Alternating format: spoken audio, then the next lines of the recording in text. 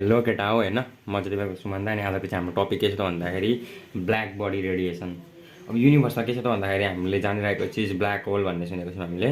अब तपाईँ कुनै पनि एउटा ब्ल्याक बडी चाहिँ के छ त भन्दाखेरि गुड हिट एब्जर्बर हुन्छ। अब एउटा पेरिस ब्ल्याक भन्ने साइन्टिस्टले चाहिँ एक्सपेरिमेन्ट गर्दाखेरि चाहिँ के पत्ता लाग्यो त भन्दाखेरि उसले जब हिटलाई चाहिँ सोर्सबाट यो बडीमा एन्टर गर्न दियो त्यति बेला यो यहाँनिर चाहिँ हिट चाहिँ के हो त भन्दाखेरि रेडिएट भयो। बडीमा हिट रेडिएट हुँदाखेरि चाहिँ लगभग 100%बाट 98% हिट चाहिँ के भयो त भन्दाखेरि यो ब्ल्याक बडीले चाहिँ के गर्छ त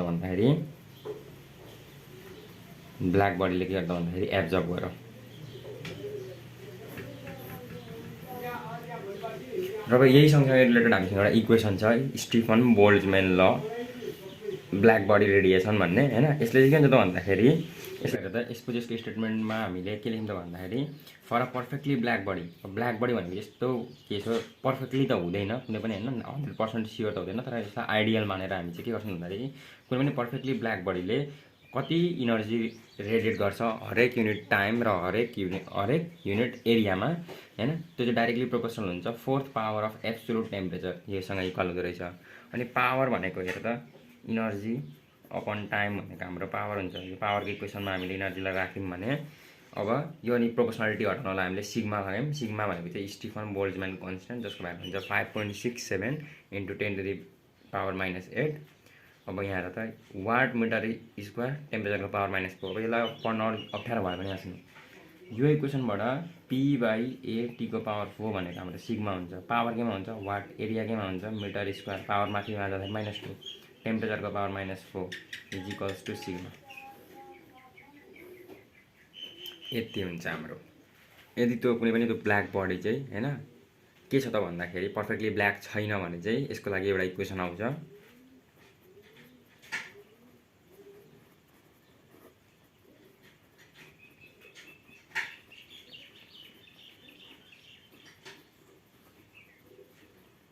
ब्ल्याक देन होइन P भनेको E सिग्मा A T को पावर 4। अब E भनेको के हो त भन्दाखेरि इमिसिभिटी भनेको चाहिँ अहिले जेनरललाई के भनेर बुझ्छ त भन्दाखेरि कति एमाउन्ट अफ हिट यसले के गर्छ भन्दाखेरि ब्ल्याक बडीले चाहिँ त्यो अनपर्फेक्टली ब्ल्याक बडीले चाहिँ रिलिज गरिदिन्छ सर्फेसतिर भनेको सराउन्डिङतिर। अब यसमा दुईवटा केसहरू छ। If the perfectly black body at temperature T is covered by another perfectly black body at temperature T0 then power भनेको सिग्मा A टेम्परेचरको पावर 4 - T0 को पावर 4 सँग चाहिँ इक्वल हुन्छ। यो हाम्रो रिक्वायर्ड एक्सप्रेसन हो खासमा। अब यदि if the non perfectly black body is covered by a perfectly black body at temperature T0। अब त्यतिखेर केसमा चाहिँ हाम्रो के हुन्छ त भन्दाखेरि पावर भनेको E सिग्मा A T को पावर 4 - T0 को power 4।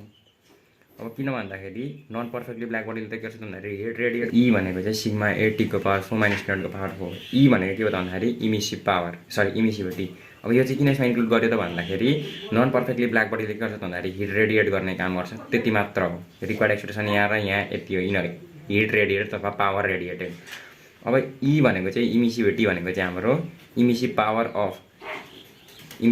Of a body to the emissive power of perfectly black body भनेर भन्ने हो। यति हो र यति जहाँसम्म बुझिन्छ कन्सेप्ट यति क्लियर गर।